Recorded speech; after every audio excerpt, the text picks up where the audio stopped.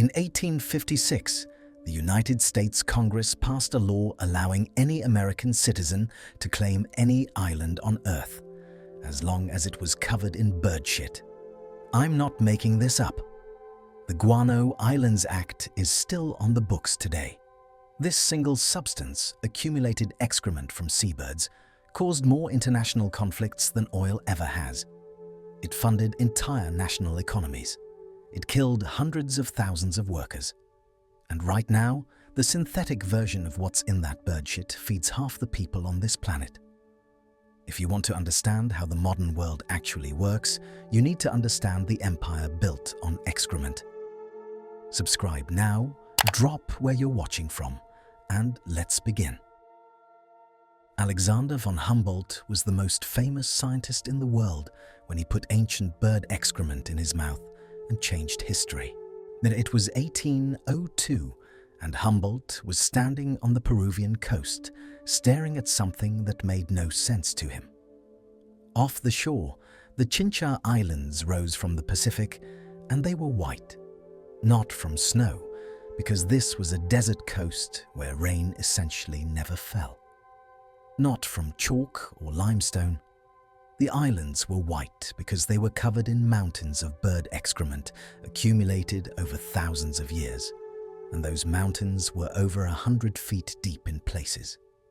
The local Peruvians told Humboldt something remarkable. They said the Inca Empire had used this substance called huanu to fertilize their crops for centuries, and the Incas had taken it so seriously that disturbing the nesting birds during breeding season was punishable by death. Think about that for a moment. An empire that built Machu Picchu and conquered half a continent considered protecting bird nesting grounds important enough to execute people over. Humboldt was the kind of scientist who needed to understand everything, so he did what any obsessive researcher would do. He collected samples. He examined them closely. He tasted them.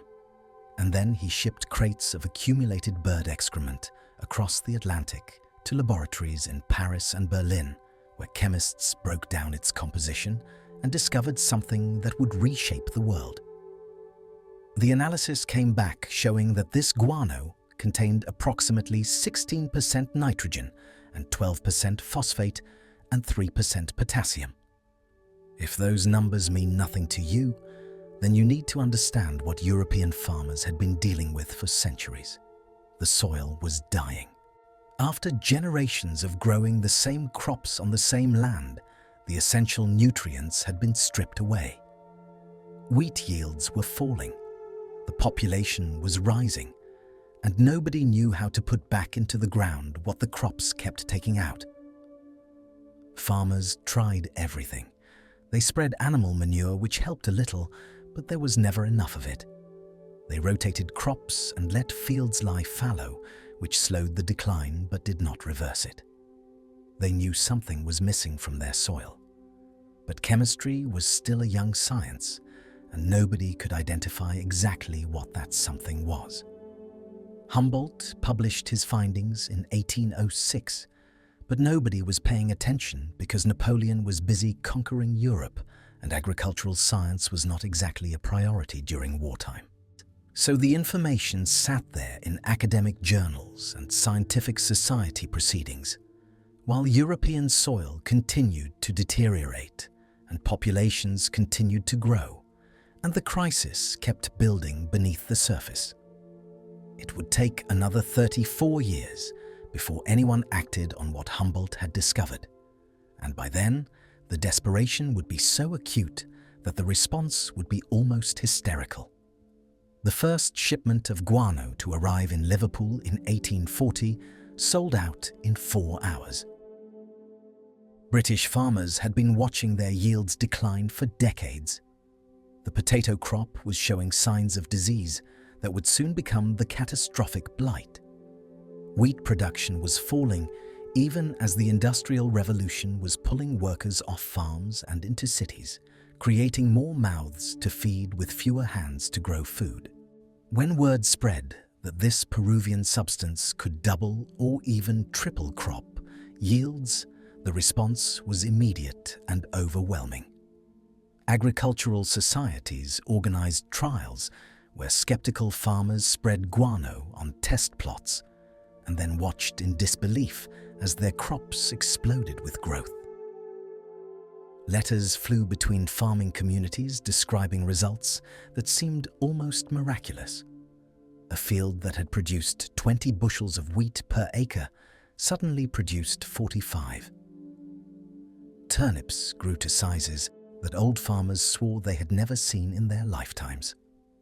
The news traveled through networks of landowners and tenant farmers and agricultural improvers until demand completely outstripped any possible supply. The price of guano went from £4 per tonne to £15 per tonne in a matter of months. The ships that had been hauling coal or timber were hastily converted to make the 12,000-mile journey around Cape Horn to Peru. The British merchant house Anthony Gibbs and Sons moved quickly to secure exclusive contracts with the Peruvian government and suddenly found themselves sitting on the most valuable trade monopoly since the East India Company controlled the spice routes. The numbers were staggering even by 1845. Britain alone imported 220,000 tons of guano, annually requiring 300 ships, making the 12,000-mile journey to Peru. Each ton could fertilize 2 acres, meaning British farmers were spreading Peruvian bird excrement across 440,000 acres yearly. The price hit £14 per tonne, making a single cargo ship's load worth £4,200, equivalent to £520,000 today.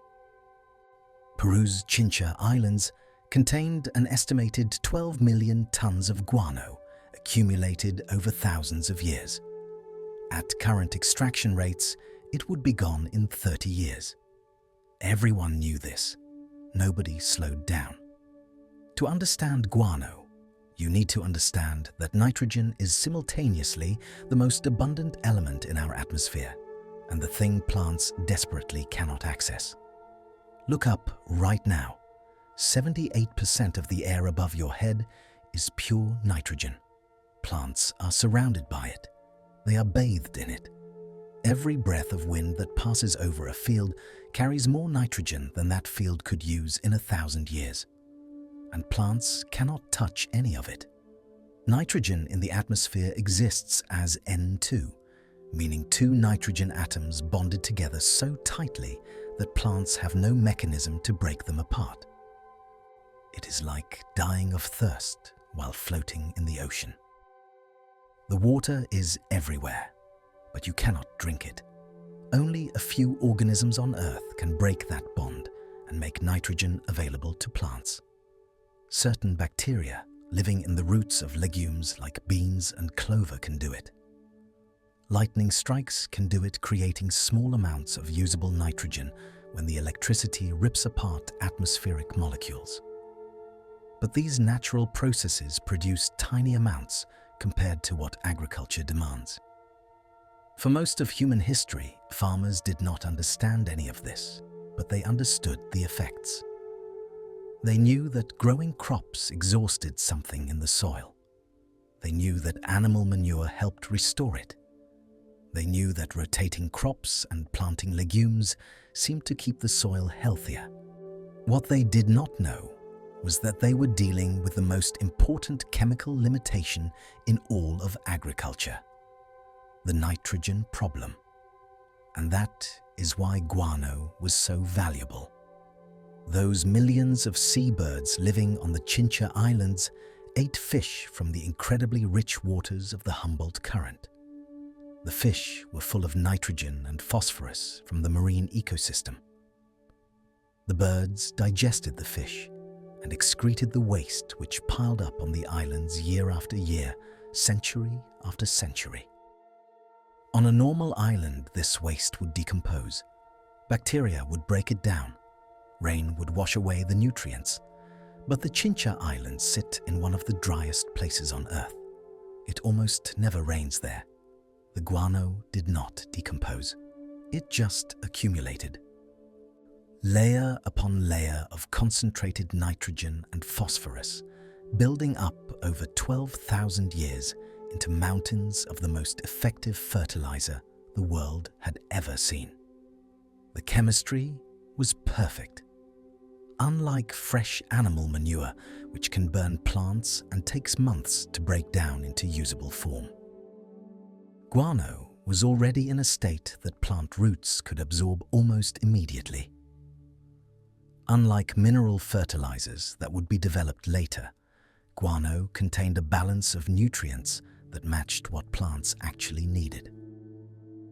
It was essentially concentrated soil fertility stored up over millennia, and it existed in only 3 places on Earth, where desert coasts and massive seabird populations and the absence of rain combined to create these impossible deposits. Peru and its offshore islands held the largest concentration. The coast of Namibia had smaller deposits. Scattered islands across the Pacific contained modest amounts. That was it. The entire world's supply of this miraculous substance was limited to a few specks of land totaling less than a few thousand acres. And the whole of European and soon American agriculture was about to become completely dependent on it. Here is what nobody wanted to think about. The guano had accumulated over roughly 12,000 years. Those 12 million tons on the Chincha Islands alone represented the life work of billions upon billions of birds across 400 generations of human civilization. And the British were extracting it at a rate that would empty those islands in 3 decades. This was not a renewable resource. The birds were still producing new guano, of course, but at maybe 1 centimeter per year. Which industrial extraction was removing 100 feet of deposits. It would take 10,000 years for nature to replace what the 19th century was about to consume in 40. And everyone knew this from the beginning. The estimates were published. The math was simple. The conclusion was obvious. But the hunger was too great, and the money was too good, and the crisis was too immediate. So the ships kept coming. 300 a year, then 400. The White Mountains of the Chincha Islands slowly sinking as the most important agricultural discovery in human history was shoveled into cargo holds and scattered across farms from Yorkshire to Pennsylvania. The race was on, and it was a race everyone was going to lose. Peru went from bankrupt former Spanish colony to the richest nation in South America in 5 years, but then spent the next 50 years proving that wealth without wisdom is a curse. When Peru finally threw off Spanish rule in 1824, the country was a disaster. The wars of independence had devastated the economy. Silver mines that once funded the Spanish Empire lay flooded and abandoned. Governments rose and fell with alarming regularity, sometimes lasting only weeks before the next general staged his coup. Between 1821 and 1845, Peru cycled through 34 different presidents. The treasury was empty. Foreign creditors were circling. The nation seemed destined to remain a chaotic backwater, permanently overshadowed by its neighbors. And then, someone in Lima remembered the islands. The Chincha Islands sit about 12 miles off the Peruvian coast, 3 chunks of rock rising from the Pacific. And in 1840, they were covered in mountains of accumulated bird excrement, reaching over 150 feet high in places. The Incas had known about this resource for centuries, had used it to sustain their agricultural empire, had protected the nesting birds with laws punishing disturbance by death. But the Spanish colonizers had ignored it, focused on gold and silver, dismissing the white and brown deposits as worthless waste. Now, European scientists were saying this waste was more valuable than silver. Now British ships were arriving willing to pay astonishing prices. Now Peru realized it was sitting on mountains of what the world desperately needed. In 1841, President Ramon Castilla nationalized all guano deposits, declaring them property of the Peruvian state. This single decision would define Peruvian history for the next 4 decades. Now, the government faced an immediate problem. Peru had no merchant fleet capable of shipping guano to Europe. It had no trading networks in Liverpool or London. It had no capital to develop the deposits. So it turned to the people who did have all these things, the British merchant houses that already dominated South American trade. The most important of these was Anthony Gibbs and Sons, a London firm that had been trading in South America since the 1820s. The arrangement was called the consignment system, and it worked like this. Gibbs would handle everything: extraction, shipping, marketing, sales. Peru would receive a percentage of the final sale price after Gibbs deducted costs and commissions. On paper, Peru was getting 60 to 70% of revenues. In practice, Gibbs controlled what counted as costs: shipping costs, insurance costs, storage costs, handling costs, marketing costs, financing costs. Each category was an opportunity to pad expenses. The true Peruvian share was probably closer to 50%, and even that required trusting Gibbs to honestly report sale prices in distant European markets. Peru had no way to verify, but even with all the skimming, the money that flowed into Lima was staggering. In 1842, guano revenues totaled about 700,000 pesos. By 1850, they exceeded 5 million pesos. By 1860, they were approaching 20 million pesos annually. The Peruvian government, which had spent decades barely scraping together enough revenue to function, suddenly had more money than it knew what to do with. And that was precisely the problem. They did not know what to do with it. The first instinct was to spend. Peru's leaders, many of them military officers who had risen through coups rather than administrative experience, approached the windfall the way lottery winners approach their checks. They bought things, lots of things. They commissioned grand public buildings in Lima, ornate churches, government palaces designed to rival anything in Europe. They expanded the army, always a priority for leaders who might need military support against the next coup attempt. They created thousands of government jobs, sinecures for political allies, positions that required little work but provided steady salaries. The bureaucracy bloated beyond all reason. By 1860, Peru had more government employees per capita than France, a country with functional institutions built over centuries. But the signature folly of the guano age was the railroads. President José Balta, who governed from 1868 to 1872, became obsessed with the idea that railroads would transform Peru into a modern industrial nation. He was not entirely wrong. Railroads had transformed Britain and were transforming the United States. But Balta's railroad projects made no economic sense whatsoever. The challenge of Peruvian geography should have given anyone pause. The Andes Mountains rise almost directly from the coast, reaching peaks over 20,000 feet within 100 miles of the Pacific. Building railroads through this terrain required engineering on a scale never before attempted. The Central Railway from Lima toward the mining regions would become the highest railway in the world, crossing passes above 15,000 feet, requiring dozens of tunnels and bridges through some of the most difficult terrain on Earth.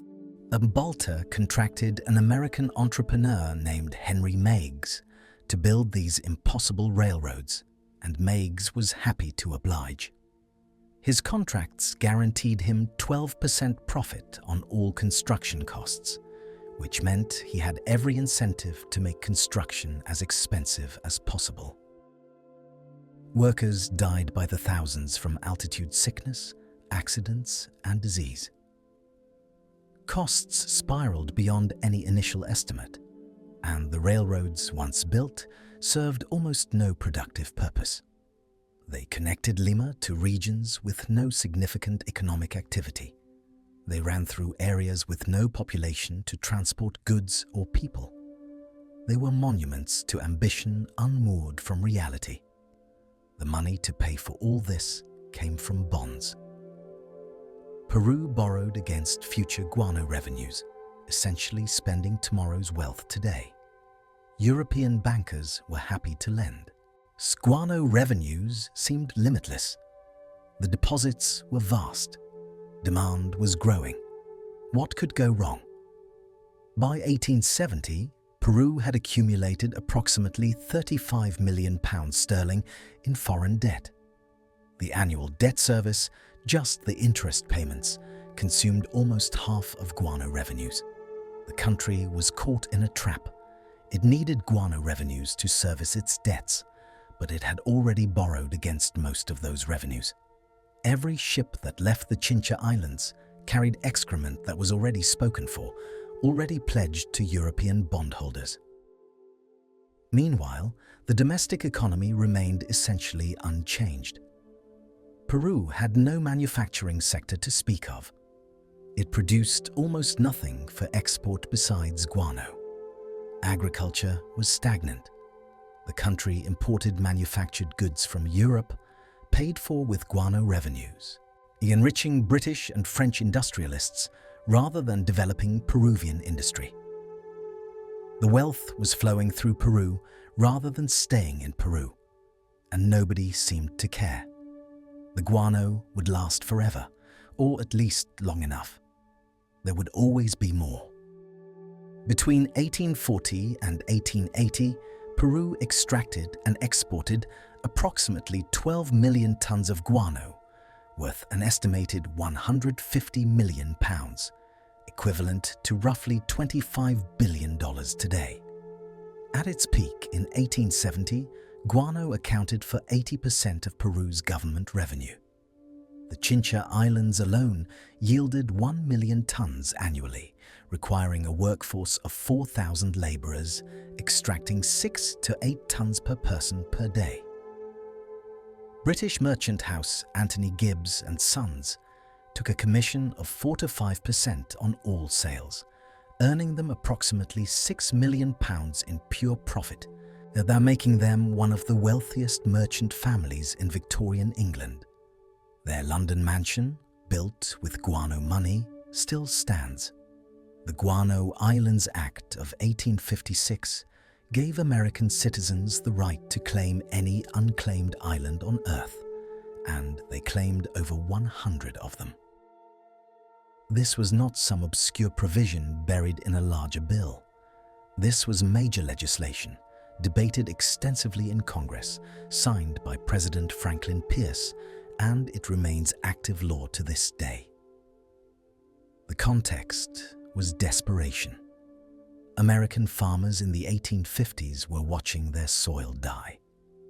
The great agricultural expansion westward was already showing limits. Land that had produced bumper wheat crops a decade earlier was now yielding half as much. The nutrients were gone, leached out by years of intensive cultivation, and American farmers had no good way to replace them. They knew about Peruvian guano. They read the agricultural journals describing miraculous yield increases in Britain. They wanted access to this wonder substance. But Peruvian guano was expensive, controlled by British merchants who had locked up the supply and getting more expensive every year as European demand surged. American farmers were paying $50 per ton and watching British farmers pay $30. The rage was palpable. Agricultural societies passed resolutions demanding action. Newspapers editorialized about British monopolies strangling American farms. Congressmen received letters by the thousands demanding that the government do something. The government's solution was characteristically American in its ambition and its disregard for international norms. If Peru controlled the known guano deposits, America would find new ones. If those deposits happened to be on islands claimed by nobody or claimed by countries too weak to object, American citizens would simply take them. The Guano Islands Act authorized any American citizen who discovered a guano deposit on an unclaimed island to take possession of that island in the name of the United States. The discoverer would have exclusive rights to extract the guano. The United States Navy would protect those rights. The island would become American territory, at least as long as the guano lasted. The legal innovation here was remarkable. Previously, territorial acquisition required treaties, purchases, conquest. Now it required only bird excrement and American citizenship. The response was immediate. Within months of the law's passage, American adventurers were fanning out across the Pacific and Caribbean, researching every rock and atoll for signs of guano accumulation. They carried surveying equipment and American flags. They landed on islands that existed only as approximate marks on inaccurate charts. They planted stakes, made declarations, and sailed home to file claims. By 1860, Americans had claimed more than 50 islands. By 1880, the number exceeded 100. The geography was astonishing in its scope. Navassa Island in the Caribbean, between Haiti and Jamaica, claimed in 1857. Baker Island and Howland Island in the Central Pacific, over 1,600 miles from Hawaii. Johnston Atoll, southwest of Hawaii, later to become a military base and chemical weapons storage site. Midway Atoll, whose name reflects its position between North America and Asia, site of the famous World War II battle, claimed originally for guano. Jarvis Island, Kingman Reef, Palmyra Atoll, the list went on. Many of these claims created immediate conflicts. Navassa Island was also claimed by Haiti, which argued it fell within Haitian territorial waters. The dispute simmered for decades and technically remains unresolved today. Multiple Pacific islands were claimed simultaneously by American and British prospectors, leading to standoffs that required diplomatic intervention. Some islands turned out to have no guano at all, or deposits too small to justify extraction. Others were claimed multiple times by different American parties, creating legal tangles that took years to sort out. But enough islands had enough guano to make the enterprise worthwhile. American guano imports surged through the 1860s and 1870s, though they never approached Peruvian volumes. The guano was generally lower quality, more weathered, and less nitrogen-rich. But it was American-controlled and priced without British middlemen. The human cost of American guano extraction matched the Peruvian operations in brutality, if not in scale. Navassa Island became notorious for its treatment of black workers, many of them recruited from Maryland under terms that amounted to indentured servitude. In 1889, workers on Navassa revolted, killing 5 supervisors. The resulting trial raised unprecedented questions about the status of guano islands, whether American law fully applied, whether workers had rights on these distant rocks that existed solely for resource extraction. The Supreme Court ultimately ruled that Navassa was indeed United States territory, that American law did apply, and that the workers could be tried for murder. But the case revealed the strange legal limbo of guano claims, territories acquired through the flimsiest of pretexts, governed by the most minimal of structures, existing only as long as they remained economically useful. The truly bizarre thing is that the Guano Islands Act remains on the books. It has never been repealed. Theoretically, an American citizen could still discover an unclaimed island with guano deposits and take possession of it for the United States. The State Department would presumably have opinions about this. International law has evolved considerably since 1856, but the law stands as a monument to a moment when the United States was willing to claim any rock on Earth if it might contain the substance that could save American agriculture. And several of those claims persist. Navassa remains a disputed territory. Baker and Howland are now wildlife refuges. Johnston Atoll, after decades as a military installation, is now a nature preserve. Midway, most famous for a battle fought 80 years after its guano was exhausted, hosts researchers and albatross. The empire of excrement left its marks across the Pacific, islands transformed from anonymous rocks into American territories, their guano long gone, but their legal status enduring. In 1879, Chile invaded Bolivia and Peru over bird excrement, and the map of South America has never been the same. This is the War of the Pacific, and despite killing more people than many famous conflicts, despite redrawing international boundaries that remain unchanged today, despite creating geopolitical grievances that still poison regional relations, almost nobody outside South America has heard of it. The war's origins trace directly to guano's decline and its chemical successor. By the late 1870s, the great Peruvian deposits were visibly diminishing. The mountains of guano that had towered over the Chincha Islands were shrinking year by year. Quality was dropping as surface deposits gave way to older, more weathered material below. The easy wealth was ending. But in the Atacama Desert, stretching along the Pacific coast, where Chile, Bolivia, and Peru met, there was something almost as valuable. Sodium nitrate, called salita or Chilean saltpeter, had many of the same properties as guano. It contained nitrogen that plants could absorb. It could be mined and shipped and spread on fields. It was not as concentrated as the best guano, but the deposits were vast, far larger than any guano accumulation, was enough to supply world demand for decades. The problem was that nobody agreed who owned the Atacama. The borders between Chile, Bolivia, and Peru in this desolate region had never been clearly defined. Colonial-era documents were contradictory. The desert had seemed worthless when the lines were drawn. Now it was worth fighting over.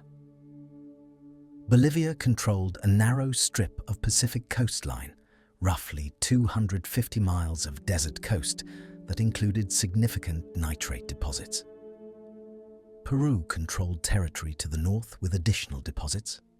Chile controlled territory to the south and had the most developed mining operations, funded largely by British capital, worked largely by Chilean laborers, producing nitrate that Chilean companies exported through Chilean ports.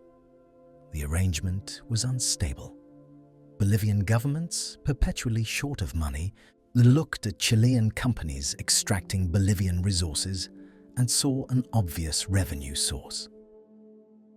In 1878, Bolivia imposed a new tax on Chilean mining operations in the Atacama.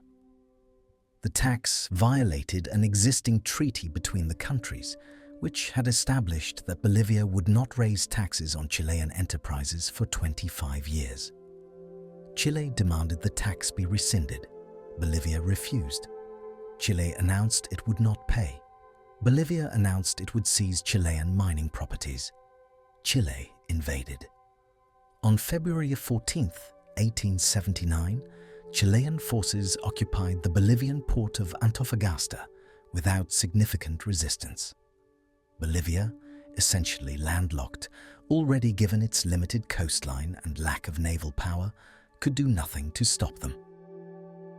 Bolivia declared war anyway and called upon its ally Peru, which had signed a secret mutual defense treaty several years earlier.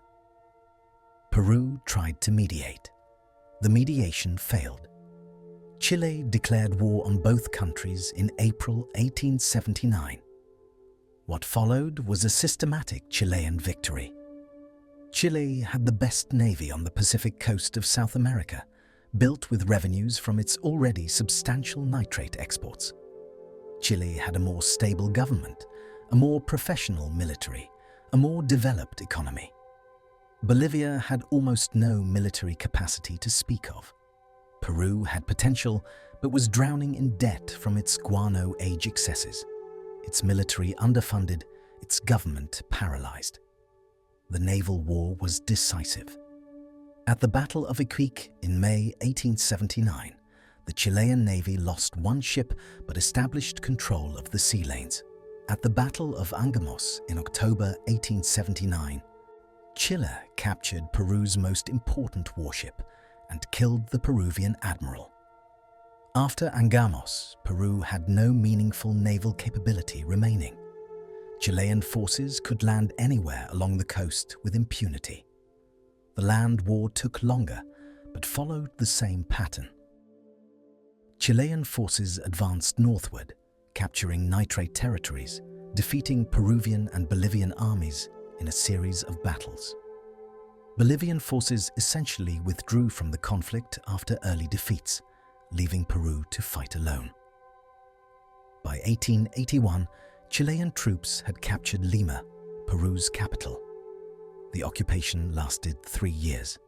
The Treaty of Ancon, signed in 1883, and subsequent agreements formalized Chile's gains. Chile permanently annexed the entire Atacama region, including all the nitrate deposits that had caused the war. Bolivia lost its entire coastline, becoming completely landlocked, a status it retains today. Peru lost its southern provinces and had to pay war indemnities it could not afford. The consequences reshaped South America. Chile used nitrate revenues to become the dominant power on the Pacific coast, funding national development that left its neighbors behind. The nitrate boom lasted until World War I, when synthetic nitrogen production made natural deposits obsolete. But by then, Chile had built institutions and infrastructure that persist today. Bolivia never recovered its coastline.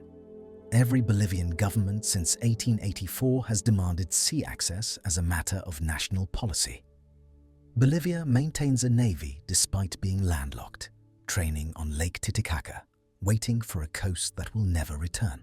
The demand for sea access has poisoned relations with Chile for 140 years. It remains a live issue today. Peru's economy collapsed after the war. The guano was essentially exhausted. The nitrates were lost to Chile. The foreign debts remained. It took 3 decades for Peru to stabilize, and the trauma of losing to Chile shaped Peruvian nationalism for generations. The War of the Pacific killed an estimated 23,000 soldiers and civilians. Chile's navy destroyed the Peruvian fleet at the Battle of Angamos, sinking 4 major warships and killing 3,000 sailors.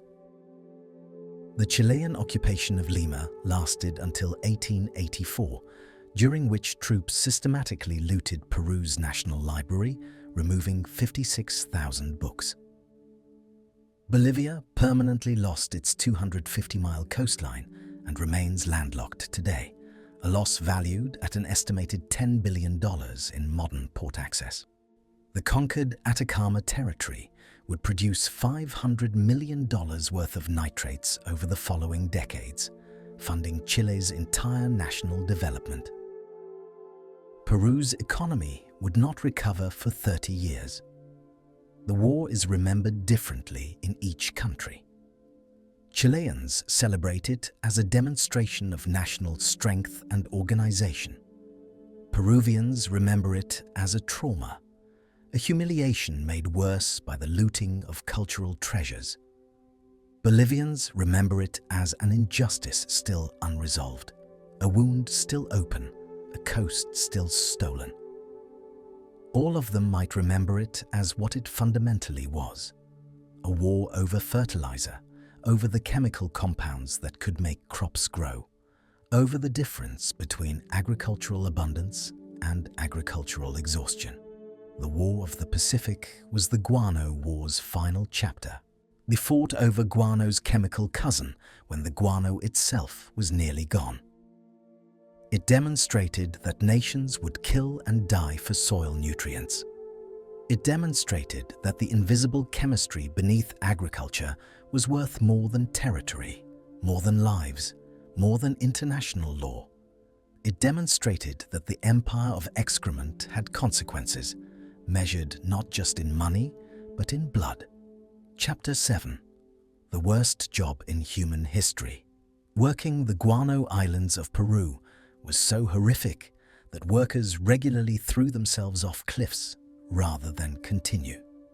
I want you to picture the Chincha Islands as they existed in the 1850s and 1860s, because nothing I describe will make sense unless you understand the geography of this nightmare.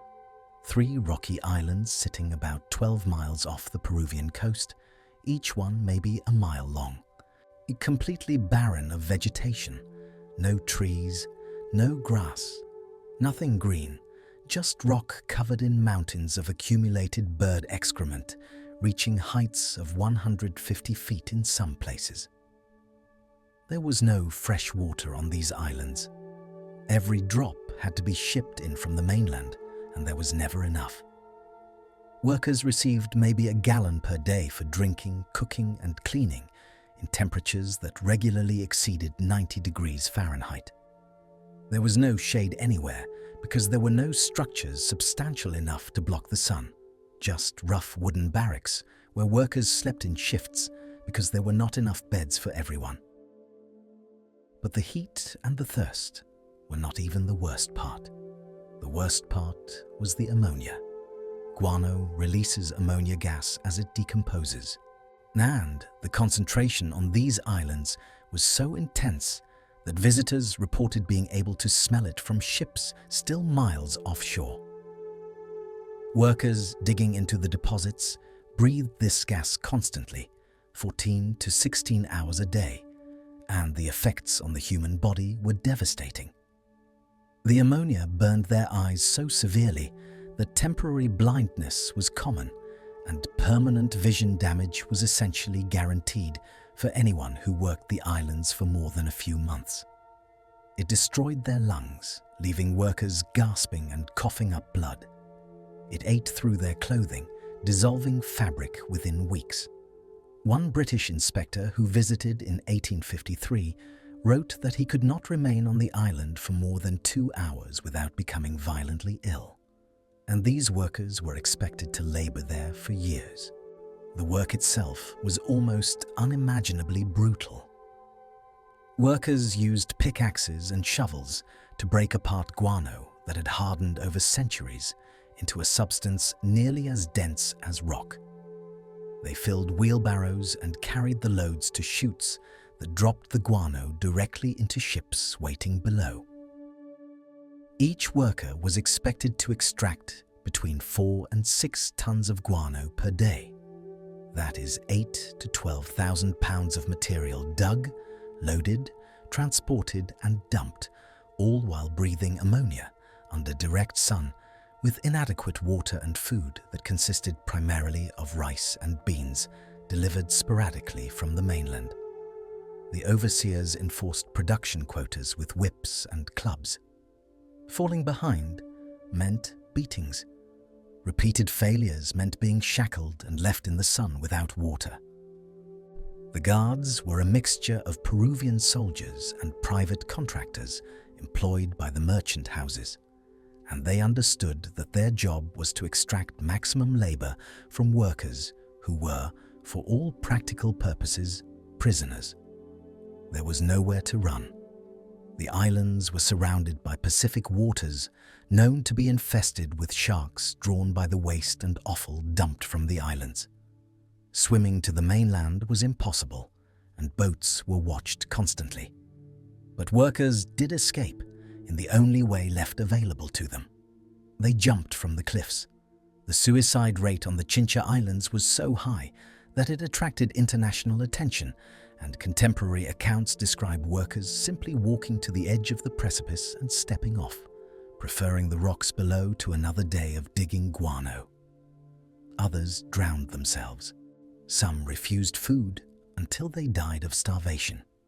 The archive of a British merchant house that operated on the islands contains a letter from 1856 in which a company agent casually mentions that 3 workers died this week, 2 from cliff and 1 from water. And this was considered unremarkable enough to occupy only a single sentence in a multi-page business correspondence.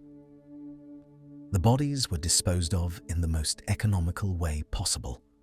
They were buried in the guano deposits themselves.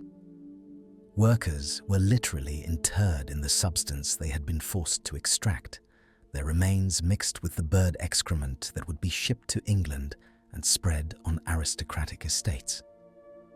There is something almost too horrible to process in that image, that the fertilizer enriching British soil contained the physical remains of the men worked to death extracting it.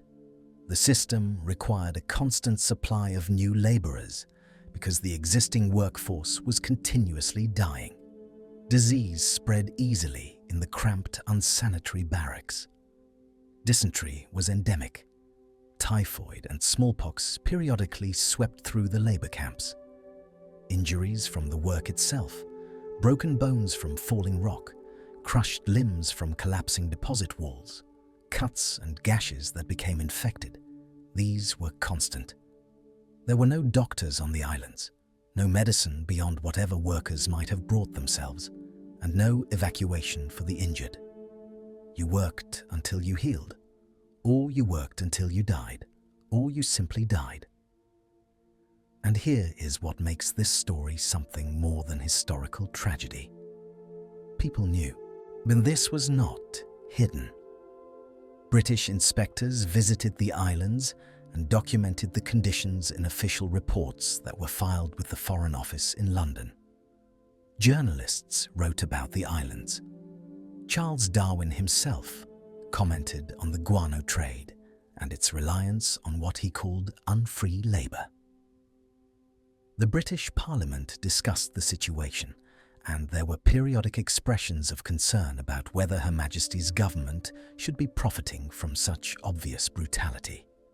And then, nothing happened. The reports were filed, the concerns were expressed, the debates concluded, and the ships kept sailing. The guano kept flowing. The workers kept dying. Because British agriculture needed that fertilizer, and British merchants were making fortunes facilitating the trade. And the entire system of wealth extraction that made Victorian England the most powerful nation on earth depended on commodities produced under conditions that everyone acknowledged were abhorrent, but no one was willing to actually stop. The Chincha Islands were, in a very real sense, a prototype. They demonstrated that you could create geographically isolated zones of total labor exploitation, extract extraordinary value from workers who had no rights and no recourse, and the consuming public would simply not care as long as the product showed up on time and at reasonable prices. This lesson would be applied again and again in the coming decades. In the Congo rubber plantations, in the South African diamond mines, in countless other extractive operations around the world. The model was proven on those rocky islands off Peru. It tested on men who were worked to death for bird excrement and validated by a global economy that looked the other way because the profits were simply too good to question. Chapter 8. Slavery, by another name. Between 1849 and 1874, over 100,000 Chinese men were shipped to Peru to work the Guano Islands, and most of them never returned. The question of where to find labor for the Guano Islands had been a problem from the beginning. Peru had a small population, and Peruvians who understood what the islands were like refused to work there regardless of the wages offered. The initial solution was to use enslaved Africans and indigenous Peruvians forced into labor through various legal mechanisms. But this created international complications. Britain had abolished slavery throughout its empire in 1833 and was aggressively using its naval power to suppress the Atlantic slave trade. British merchants dominated the guano trade, and they were uncomfortable with the optics of a supply chain that depended on enslaved labor, even if they were perfectly comfortable profiting from it indirectly. Then, in 1854, Peru officially abolished slavery, and the labor crisis became acute. The islands could not operate without thousands of workers who would tolerate conditions that no free person would accept. The solution came from an unlikely source: China. The Qing dynasty in the 1840s and 1850s was in chaos. The Opium Wars had humiliated the government and opened Chinese ports to foreign exploitation. Internal rebellions, particularly the Taiping Rebellion, were killing millions and displacing millions more. Economic disruption left vast numbers of young men without employment or prospects. Into this chaos came the recruiters, foreign agents working for Peruvian merchant houses who established operations in Macau, Canton, Hong Kong, and other treaty ports. They offered what seemed like an incredible opportunity: paid passage to South America, guaranteed employment, wages that sounded generous by Chinese standards, and a contract of only 8 years after which workers would be returned home with their savings. It was a lie. Almost everything about the recruitment process was fraudulent. Some men genuinely volunteered, desperate enough to believe the promises, but the majority were obtained through deception or outright violence. The recruiters would get men drunk and have them sign contracts they could not read.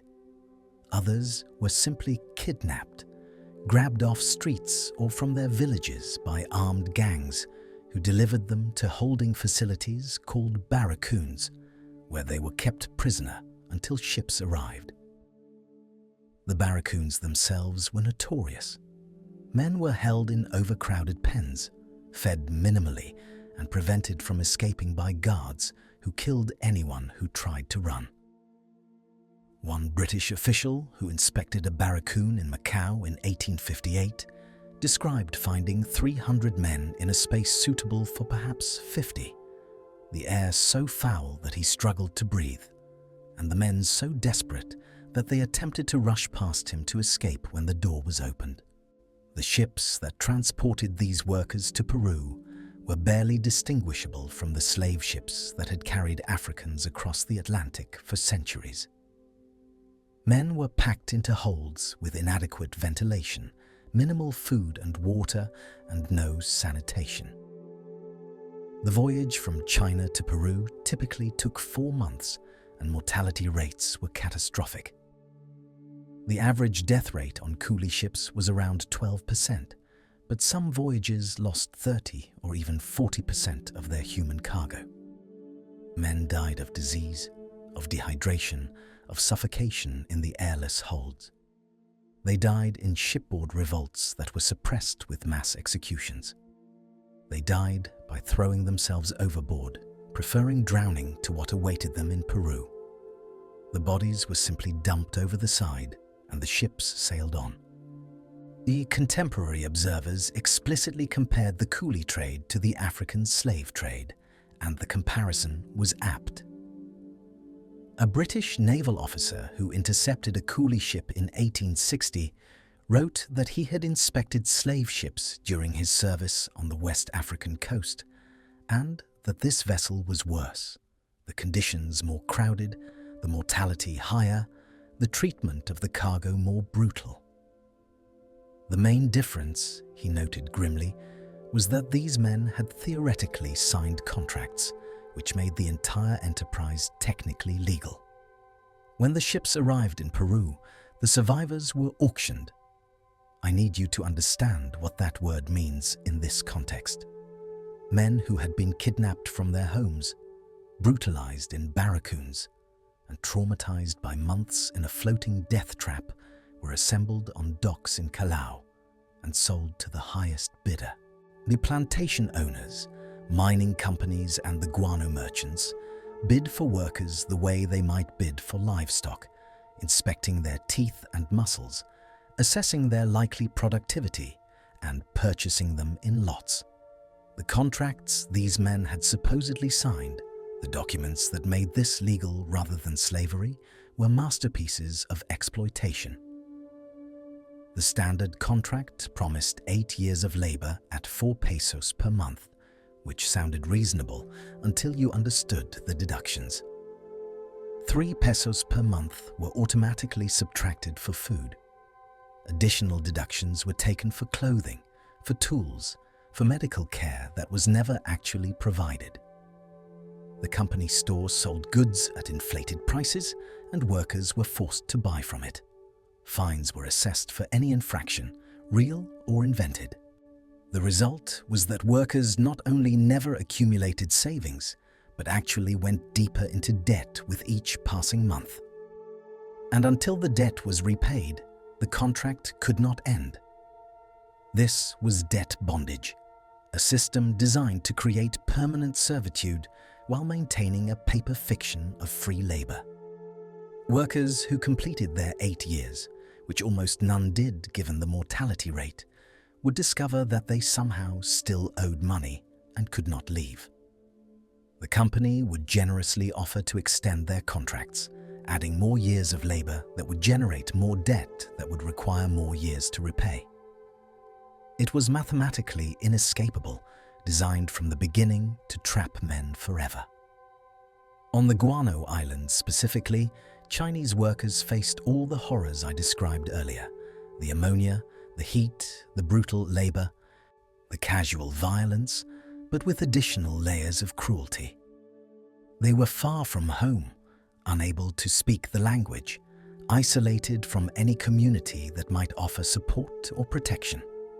Letters home were censored or simply destroyed. News of conditions on the islands was suppressed in China, so families had no idea what had happened to their sons and brothers. The men just vanished into the guano and were never heard from again. There were revolts. In 1870, Chinese workers on a guano ship seized control of the vessel and attempted to sail it back to China. They were recaptured by a Peruvian naval vessel, and the leaders were executed on the docks of Callao as a warning to others. On the islands themselves, there were periodic uprisings that were suppressed with overwhelming force. But for the most part, the workers submitted because they had no alternative, because resistance meant death, and because they still clung to the hope that somehow they might survive their contracts and return home. The coolie trade to Peru's Guano Islands transported an estimated 100,000 Chinese laborers between 1849 and 1874. Ship mortality rates averaged 12%, reaching 40% on the worst voyages, meaning approximately 12,000 to 40,000 died before even reaching Peru. Of those who arrived, scholars estimate only 10% survived their 8-year contracts. Workers extracted guano for 16 to 18 hours daily, earning 4 pesos monthly, of which 3 were deducted for food. The average coolie produced 4 tons of guano daily, worth approximately $20 on the export market. Their total labor generated an estimated $400 million in exports, roughly $12 billion today. Total recorded compensation to workers was less than $8 million. The Chinese government eventually protested, not out of humanitarian concern, but because the trafficking of its subjects was an embarrassment and a violation of Chinese sovereignty such as it existed under the unequal treaty system. The British, who nominally controlled much of the China coast trade, faced pressure to intervene because British ships were carrying coolies and British merchants were financing the traffic. In 1874, international pressure finally forced Peru to officially end the coolie trade. But by then, the damage was done. Over 100,000 men had been fed into the guano machine, and fewer than 10,000 survived to see the trade end. Some of the survivors stayed in Peru, having nowhere else to go and no means to return home. Their descendants still live in Lima and other Peruvian cities, a diaspora created by fertilizer.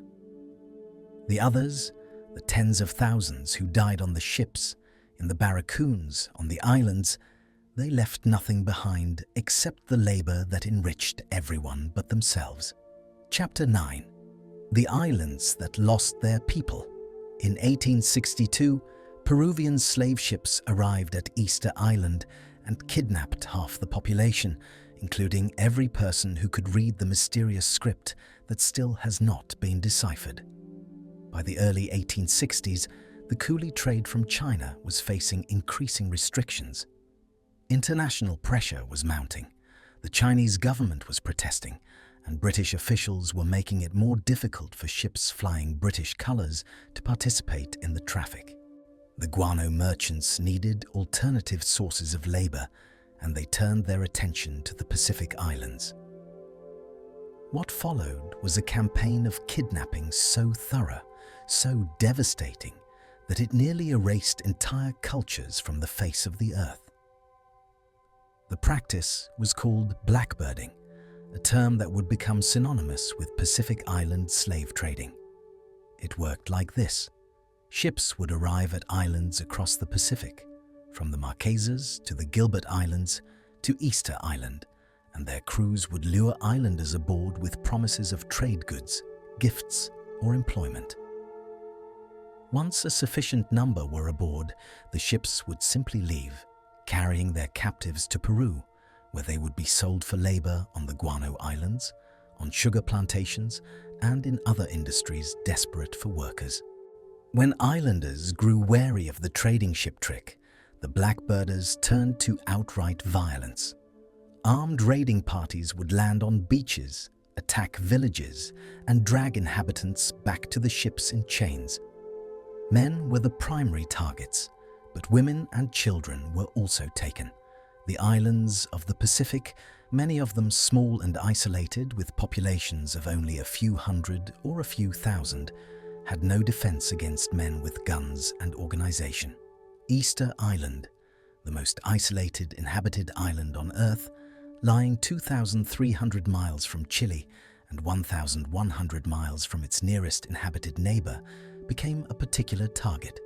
In December 1862, a fleet of Peruvian ships arrived at Rapa Nui, as the islanders call their home, and conducted a series of raids over several months.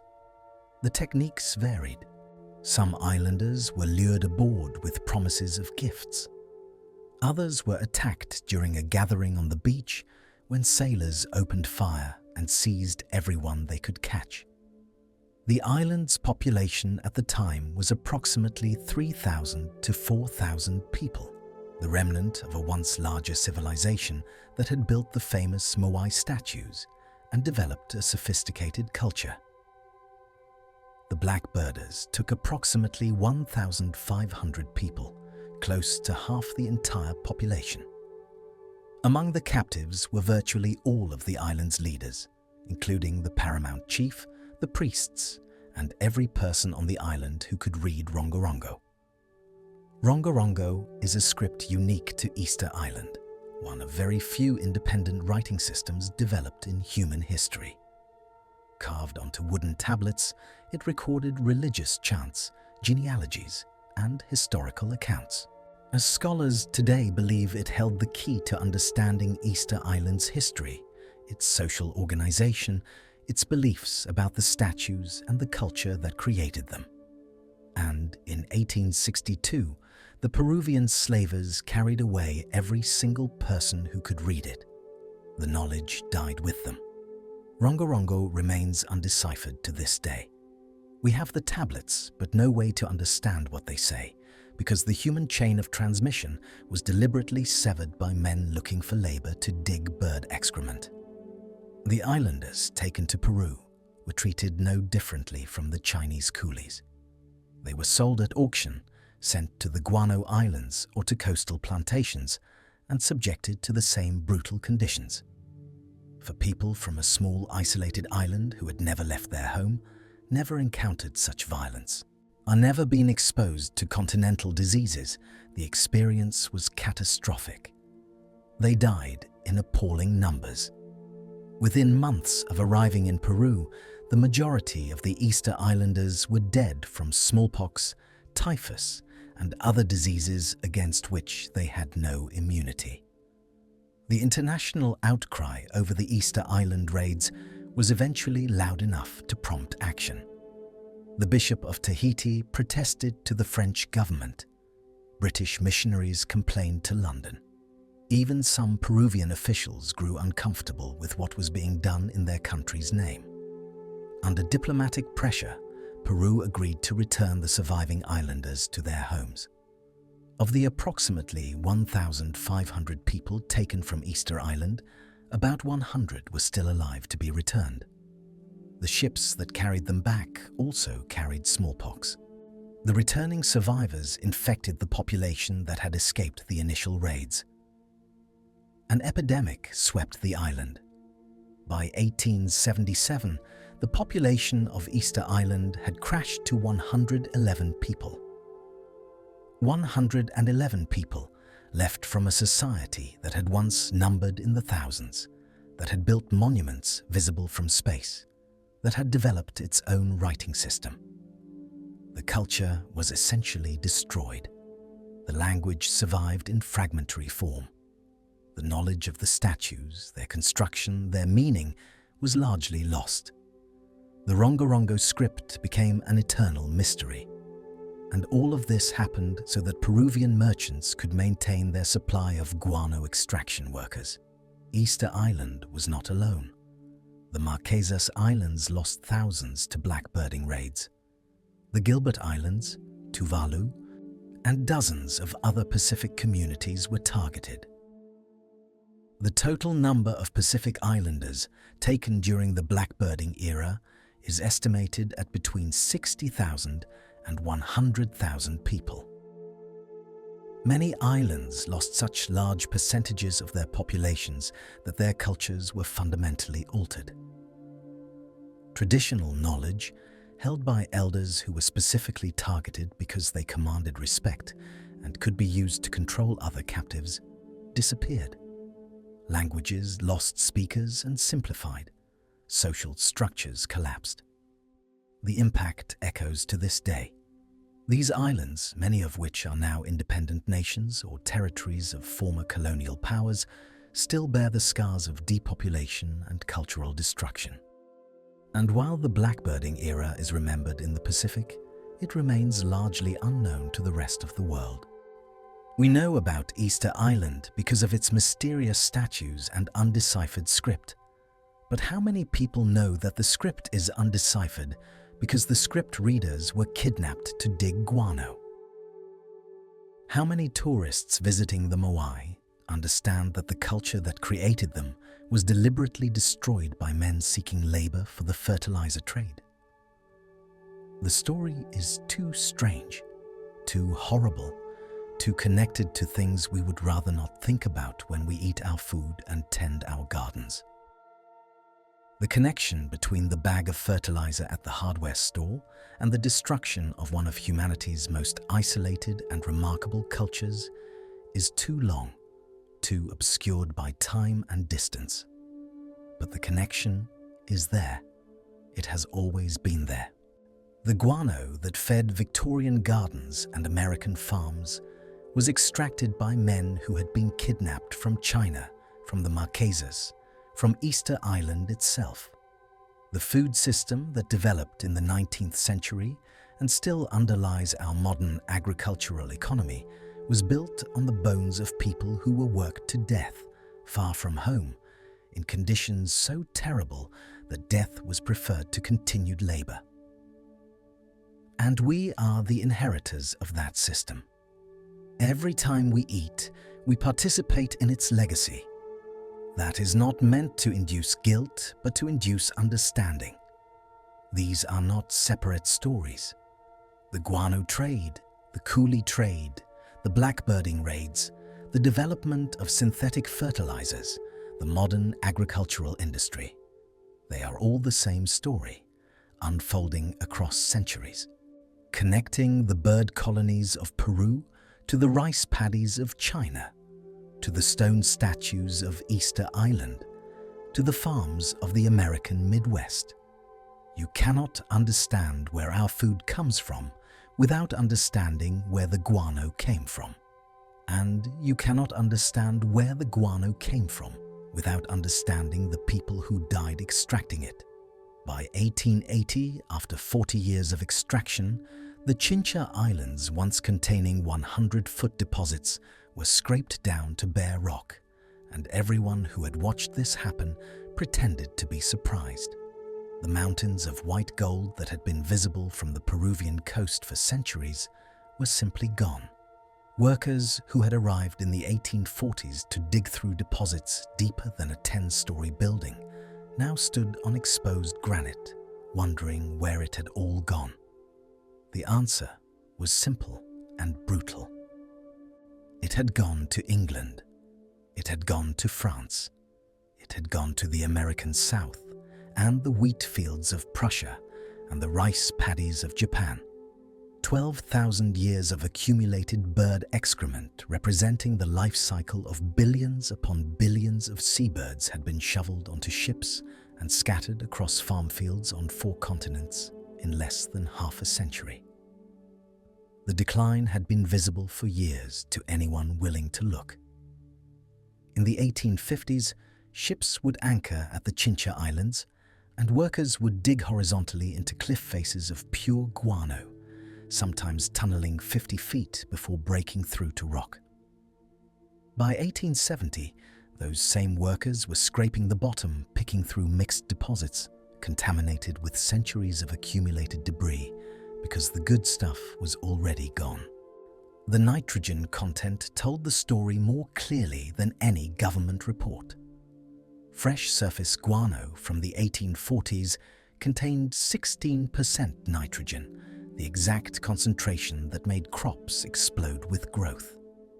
The deeper deposits from the 1870s contained 8%, sometimes less. Farmers noticed immediately. They were paying more for product that worked half as well. The price per ton kept climbing, even as the quality fell, because demand never stopped growing. European and American agriculture had become completely dependent on this substance. Farmers who had used guano for 20 years had soil that could no longer produce without it. The natural bacteria that once fixed nitrogen had been killed off by decades of chemical fertilization. These farms needed guano the way an addict needs their fix, and the supply was running out. The exhaustion of guano was mathematically predictable and universally ignored. The Chincha Islands held an estimated 12.4 million tons in 1840. By 1874, less than 3 million tons remained. Extraction peaked at 575,000 tons in 1870, then crashed to 200,000 tons by 1878. Guano nitrogen content fell from 16% to 8% as surface deposits gave way to weathered lower layers. Peru's guano exports, which had averaged 4 million pounds annually in the 1860s, dropped to 1.2 million pounds by 1880. The country had exported approximately 20 million tons total, representing the accumulated excrement of billions of birds over 12,000 years in just 40 years of industrial extraction. Peru's economy didn't decline. It collapsed. The government had borrowed billions against future guano revenues that no longer existed. The railroads that had been built to nowhere with guano money sat rusting in the Andes. The bureaucracy that had swelled to absorb guano patronage suddenly had no patronage to distribute. And then came the War of the Pacific, and Chile took what little remained. The country that had been the richest in South America 30 years earlier was now bankrupt, occupied, and desperate. But the real panic was happening in laboratories and government ministries across Europe.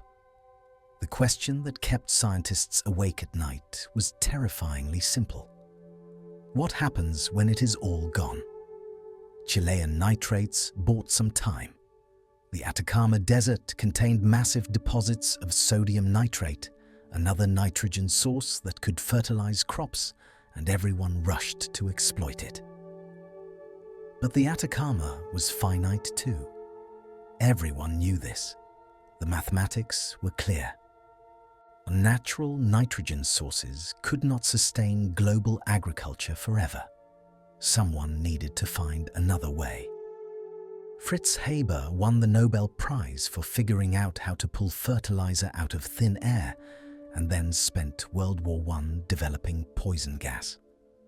This is not a contradiction in his character. This is his character. Haber was a German Jewish chemist born in 1868 who understood one thing with absolute clarity. Nitrogen was the key to everything. The atmosphere above us is 78% nitrogen. Every breath you take is mostly nitrogen, and plants cannot use any of it. Atmospheric nitrogen exists as N22 nitrogen atoms bonded so tightly together that plants lack the energy to break them apart. This is the great paradox of agriculture. We are swimming in nitrogen and starving for it. Nature solved this problem with certain bacteria that live in the roots of legumes and can fix atmospheric nitrogen into forms plants can absorb.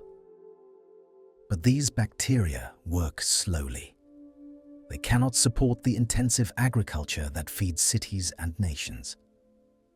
Haber became obsessed with forcing atmospheric nitrogen to submit to human will. He spent years experimenting with temperatures and pressures and catalysts, trying to find conditions that would break the N2 bond and combine nitrogen with hydrogen to form ammonia. Ammonia could be converted to fertilizer. Ammonia could feed the world. In 1909, Haber succeeded. Using temperatures of 500 degrees Celsius and pressures 200 times normal atmospheric pressure, with an osmium catalyst, he produced ammonia from air. It was one of the most important chemical discoveries in human history. Haber showed his process to BASF, the giant German chemical company, and engineer Carl Bosch spent 4 years scaling it up for industrial production. By 1913, the first Haber-Bosch plant was operating in Oppau, Germany, producing 20 tons of ammonia per day pulled directly from the atmosphere. Germany had freed itself from dependence on Chilean nitrates. German agriculture could now fertilize itself, using nothing but air water and coal. But here is what nobody fully understood in 1913. Ammonia makes fertilizer. Ammonia also makes explosives.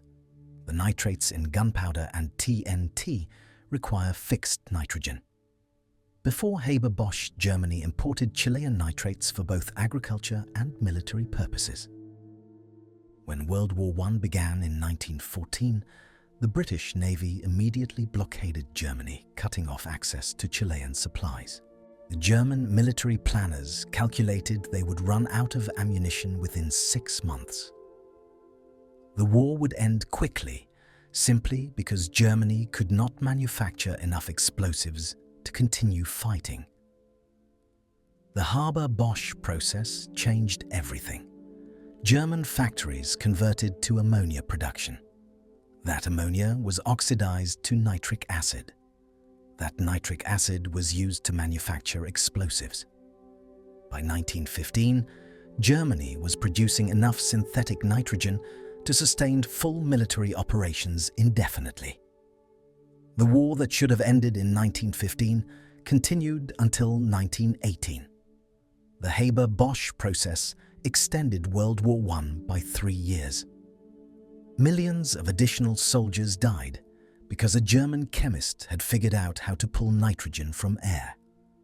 And Fritz Haber was just getting started. In 1915, he personally supervised the first large-scale poison gas attack in history at Ypres, Belgium.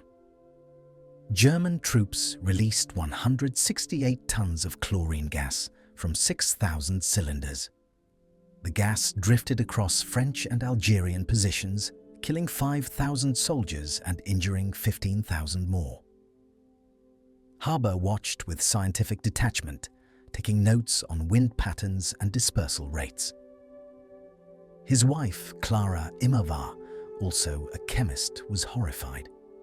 She had opposed his weapons work for months, arguing that science should heal, not kill. 10 days after Ypres, she took Haber's military pistol and shot herself in the chest.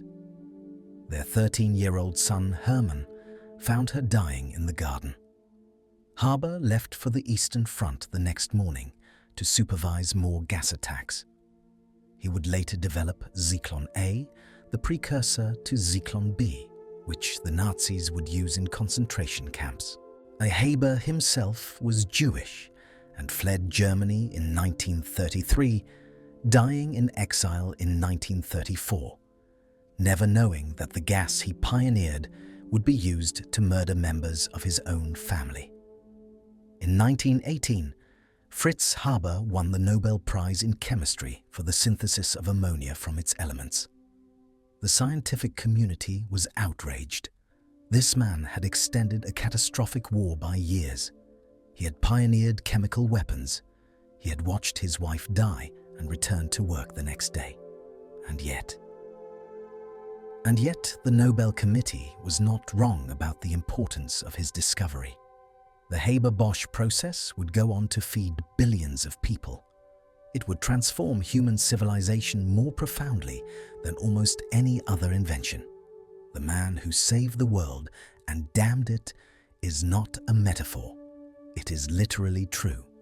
Right now, as you are listening to this, approximately 50% of the nitrogen atoms in your body came from a factory, not from nature.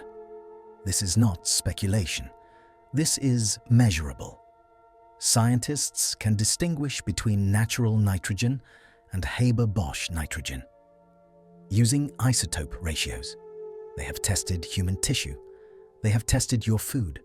Half of you is synthetic. The Haber-Bosch process went global after World War I. German patents were seized by the Allies, and the technology spread everywhere. By 1930, synthetic fertilizer production exceeded total natural nitrogen sources. By 1950, synthetic fertilizers dominated global agriculture. By 1970, the Green Revolution had transformed farming in Asia and Latin America using high-yield crop varieties that required massive nitrogen inputs. The population explosion that followed was entirely dependent on factories pulling nitrogen from air. When Haber demonstrated his process in 1909, the global population was 1.7 billion. Today, it is 8 billion. This increase was only possible because of synthetic nitrogen. Agricultural scientists have calculated that without Haber-Bosch, approximately 40% of current food production would be impossible. 4 billion people exist today only because Fritz Haber figured out how to break the N2 bond. This is the most consequential scientific discovery of the 20th century, and almost nobody knows about it. Every meal you eat is connected to that 1909 laboratory demonstration.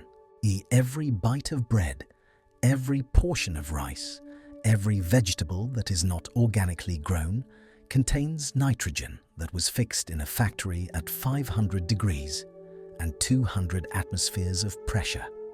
The direct line from Humboldt tasting guano in 1802 to your dinner plate runs straight through Oppau, Germany, and the conscience of a man who loved his country more than his wife. But we did not simply solve the guano crisis. We created new problems of staggering scale. Synthetic fertilizers transformed the nitrogen cycle of the entire planet. For billions of years, nitrogen moved slowly through ecosystems fixed by bacteria, consumed by plants, eaten by animals, returned to soil. Now humans fix more nitrogen than all natural processes combined. And that nitrogen does not simply disappear. It runs off farm fields into rivers. Rivers carry it to oceans. The nitrogen feeds algae blooms that consume all available oxygen, creating dead zones where nothing can live. The Gulf of Mexico dead zone now covers 7,000 square miles every summer. The Baltic Sea is dying. Coastal fisheries are collapsing. The factories that feed half of humanity are also poisoning the waters that the other half depends on. Meanwhile, the guano islands have partially recovered. The Peruvian government strictly protects the Chincha Islands today. No visitors allowed, no disturbance to nesting birds. Millions of cormorants and pelicans and boobies have returned, and they are producing guano again at the rate of perhaps 20,000 tons per year. It will take centuries to rebuild what was extracted in decades. And here is the final irony. Peru still exports guano. A natural guano sells for premium prices to organic farmers who refuse to use synthetic fertilizers. The substance that was once essential for all agriculture is now a luxury product for the wealthy. Farmers who want to avoid the environmental damage of Haber-Bosch nitrogen pay 10 times the price for bird excrement harvested by hand from protected islands. The empire built on bird shit never really ended. It just transformed. The ships full of guano became factories full of ammonia. The mountains of excrement became towers of synthesis reactors. The problem that Humboldt identified in 1802 remains unsolved. We still need nitrogen. We still cannot get it sustainably. We have simply shifted from exhausting island deposits to exhausting fossil fuels and disrupting ocean ecosystems. The ghost in every meal is not just nitrogen. It is the unbroken chain of desperation and innovation and consequence that connects the Inca farmers who first spread guano on their fields to the industrial civilization that cannot exist without it. You are eating history. You are eating chemistry. You are eating the legacy of a man who watched his wife die and went back to work the next morning because the nitrogen cycle will not fix itself and 8 billion people need to eat. Chapter 13. Why rich countries stay poor. Peru had more wealth flow through it in the 19th century than most nations see in 1,000 years, and it remained poor. This is the paradox that economists call the resource curse, and Peru is its perfect textbook example. Think about what happened here.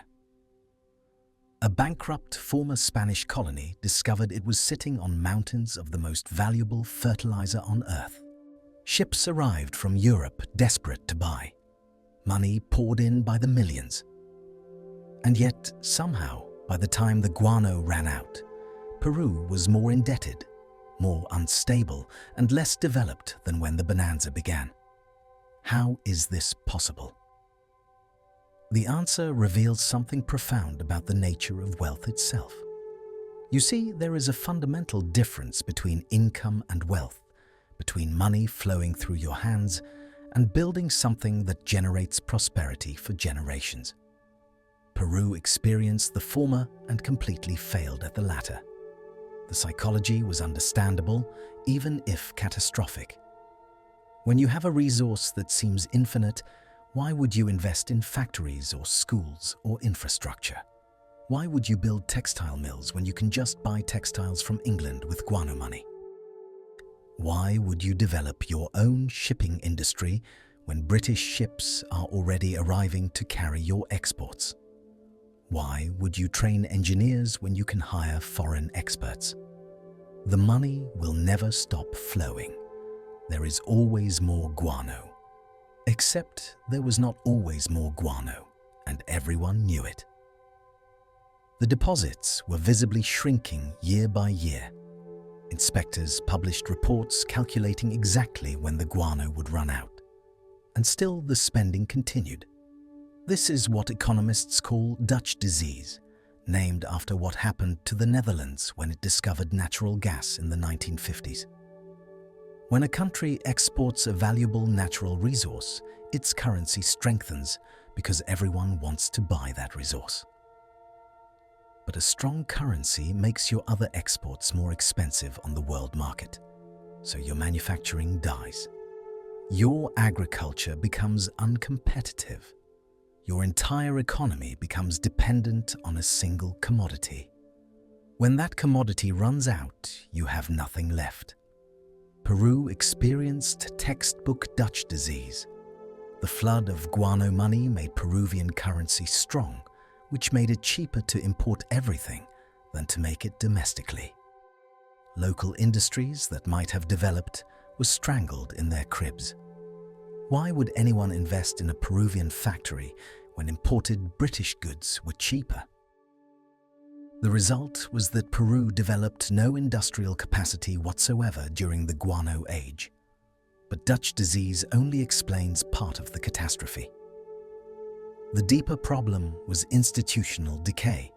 Easy money corrupts institutions. When a government can fund itself by extracting a natural resource, it does not need to build a functional tax system. When it does not need to tax citizens, it does not need to listen to them. When it does not need to listen to citizens, it becomes unaccountable. Peru cycled through presidents and constitutions during the guano age, not because of ideology, but because whoever controlled the government controlled the guano revenues. Patronage exploded. The bureaucracy expanded not to provide services, but to provide jobs for supporters. Corruption became systemic because there was so much money sloshing around and so little accountability for how it was spent. The numbers tell the story with brutal clarity. Peru received an estimated £150 million in guano revenues between 1840 and 1880. That is approximately $25 billion in today's money. Of this staggering sum, only 7% went to productive investments like railways and infrastructure. 29% went to expanding the bureaucracy, which is a polite way of saying patronage jobs for political supporters. 25% serviced foreign debt that Peru had taken out against future guano revenues, essentially borrowing against money they had not even extracted yet. 20% funded military expenditure, mostly the War of the Pacific, which Peru lost catastrophically. The remainder simply disappeared into corruption. By 1879, Peru had accumulated £50 million in foreign debt, despite having received more than that in guano revenues during the same period. Think about the absurdity of this. Peru was borrowing money while simultaneously receiving more money than most countries ever see. Now they were not borrowing because they lacked revenue. They were borrowing because they had spent the revenue before it even arrived, always assuming there would be more guano to cover the debts. When the deposits ran out, Peru had nothing to show for decades of the greatest export boom in South American history. Unfinished railways that led nowhere, overbuilt churches that glorified the administrations that constructed them, unpayable debts that would cripple the country for generations. The infrastructure of development had not been built, because why would you need infrastructure when wealth literally sat in mountains waiting to be shoveled onto ships? Now here is what makes this story relevant today. Peru was not uniquely foolish. The same pattern has repeated itself across the world wherever countries discover valuable natural resources. Venezuela had the largest oil reserves on the planet and managed to turn itself into an economic catastrophe.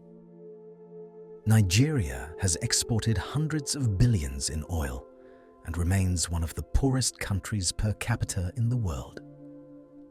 Libya, under Gaddafi, had enormous oil wealth and developed almost nothing sustainable with it. The Democratic Republic of Congo sits on trillions in mineral wealth, and its people remain desperately poor. The curse is not inevitable. Norway discovered oil in the 1960s and made completely different choices. They established a sovereign wealth fund that took oil revenues and invested them in diversified assets around the world. They maintained their manufacturing and fishing industries. They built one of the most comprehensive welfare states on earth, using oil money to fund services rather than patronage. Today, the Norwegian Sovereign Wealth Fund is worth over $1 trillion, and the country remains prosperous even as oil revenues decline. The difference was institutional. Norway had strong democratic institutions before the oil was discovered. Those institutions constrained spending, required transparency, and maintained accountability. Peru had weak institutions that the guano wealth made weaker. Norway invested its windfall for future generations. Peru spent its windfall on the present and borrowed against the future. The lesson is uncomfortable but clear. Natural resource wealth is not a blessing. It is a test that most countries fail. The psychology of easy money is almost impossible to resist. When wealth arrives without the hard work of building industries and developing human capital, it creates a mentality that building industries and developing human capital is unnecessary. Peru could have done things differently. They could have established a fund like Norway would a century later, investing guano revenues abroad and spending only the returns. They could have used guano money to build the schools and universities that would develop human capital. They could have subsidized domestic manufacturing to offset Dutch disease effects. They could have built infrastructure that would support development after the guano was gone. They did none of these things. And Peru today, more than a century later, still struggles with the legacy. The infrastructure deficits were never fully addressed. The institutional weaknesses were never fully corrected. The inequality between Lima and the rest of the country, established during the guano age, persists. The borrowed money was eventually paid, but the development that money could have funded never happened. When you look at Peru today, you are looking at what happens when a country treats income as wealth and present consumption as more important than future capacity. The bird shit made them rich, but it did not make them wealthy, and that distinction makes all the difference. Chapter 14. What the birds left behind. The Chincha Islands today are home to millions of seabirds again, but they are protected as carefully as any endangered species because we know what we almost did. If you could visit these islands, and almost nobody can, because access is severely restricted, you would see something remarkable. Cormorants by the hundreds of thousands, covering the rocky slopes so densely they appear as a living carpet. Pelicans diving into the cold waters of the Humboldt Current, emerging with fish after fish. Boobies circling overhead, their calls creating a constant cacophony. And everywhere, accumulating slowly, the white and brown deposits that once drove the world economy. The guano is returning. But it is returning at the pace nature intended, not the pace industrial extraction demanded. Where workers once removed 1 million tons per year, the islands now produce perhaps 40,000 tons annually. Where deposits once reached 100 feet deep, they now measure in inches. The recovery that took nature 12,000 years to create and humanity 40 years to destroy will take centuries to restore if it ever fully recovers at all. Peru learned its lesson too late, but it did learn. The Guano Islands are now protected by some of the strictest conservation laws in the world. No visitors without special permits. No loud noises that might disturb nesting birds. No lights at night. No structures that might interfere with bird behavior. The extraction that continues is managed with obsessive caretaking guano only from areas where birds are not actively nesting, rotating extraction zones to allow recovery timing, everything to the breeding cycle. It is guano extraction as it could have been done in the 1840s if anyone had thought about sustainability for even a moment. They did not think about sustainability because they could not imagine the deposits would ever run out. The psychology of abundance made conservation seem absurd. Why would you protect something that existed in mountains? The Humboldt Current that makes all of this possible still flows cold and nutrient-rich along the Peruvian coast. It still produces the massive anchovy schools that feed the seabirds. The ecological engine that created the guano wealth over millennia still functions. But it is far more fragile than the 19th century extractors understood. El Niño events, the periodic warming of Pacific waters, devastate bird populations. When El Niño arrives, the cold nutrient-rich waters that support anchovies are replaced by warm nutrient-poor waters. The anchovies disappear. The birds starve. Land populations can crash by 80% in a single bad year. The 1982 to 1983 El Niño killed an estimated 65% of Peru's seabirds. The 1997 to 1998 event was nearly as devastating. Climate change is making these events more frequent and more severe. The guano system that seemed so permanent, so abundant that it justified scraping islands down to bare rock, is actually balanced on a knife edge of oceanographic conditions. Warm the Pacific a few degrees, and the entire system collapses. The irony is painful. The same industrial activities that guano enabled, specifically the massive expansion of agriculture and industry that synthetic fertilizer made possible, are now generating the carbon emissions that threaten to destroy what remains of the natural guano system. So we are using the legacy of guano to undermine the conditions that created guano in the first place. Not every guano island got the chance Peru gave the Chinchas. Consider Nauru, a tiny island in the Pacific that was once covered in phosphate deposits, a close chemical cousin to guano. The phosphate was strip-mined for decades by colonial powers and later by the independent Nauruan government. The money flowed. Nauruans became among the richest people per capita on Earth, and then the phosphate ran out. Today, 80% of Nauru is a barren moonscape of mining waste. The island cannot grow food. The water table is contaminated. The government is bankrupt. The population that once enjoyed extraordinary wealth now struggles with obesity, diabetes, and unemployment. There is no recovery plan for Nauru because there is nothing to recover. The island was not depleted, it was destroyed. Baker Island and Howland Island, two of the American claims made under the Guano Islands Act of 1856, tell a different story.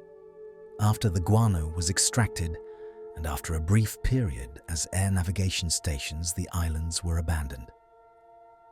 Today, they are national wildlife refuges.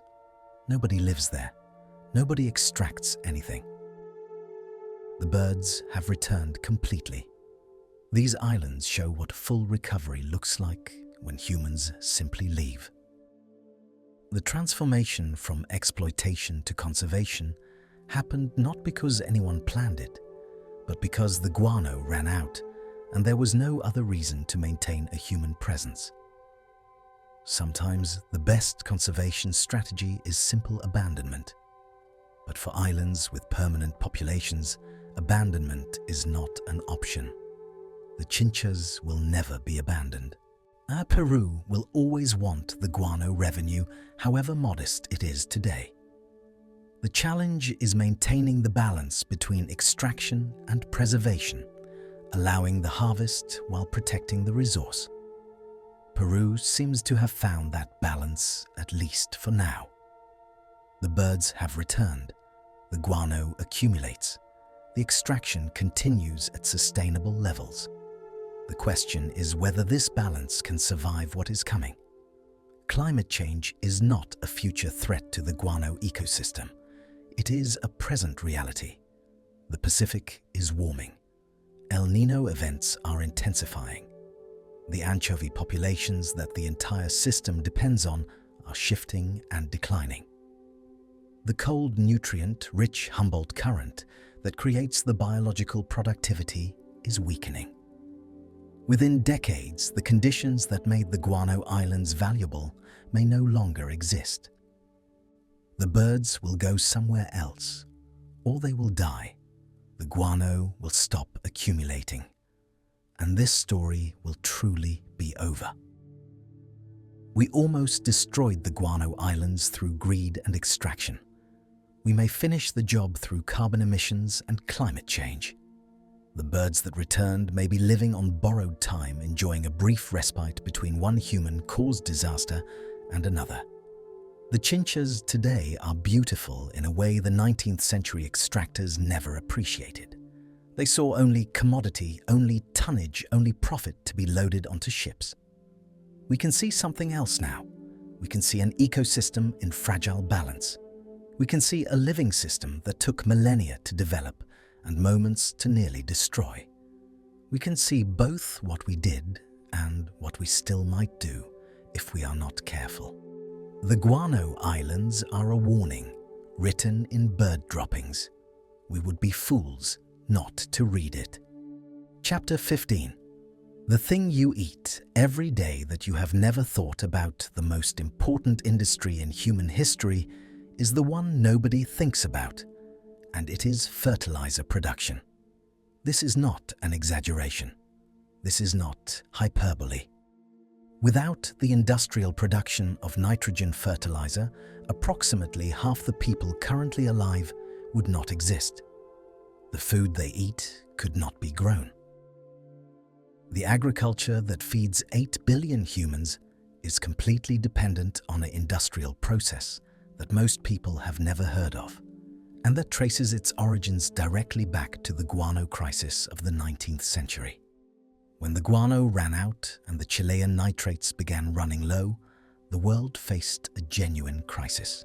The soil exhaustion had been temporarily solved by imported bird excrement, but that solution was disappearing. The nitrogen that plants needed to grow, that had been shipped in from Peru and Chile for decades, would soon no longer be available in sufficient quantities. Without a new source of nitrogen, agricultural productivity would collapse. Populations that had grown dependent on guano-enhanced harvests would starve.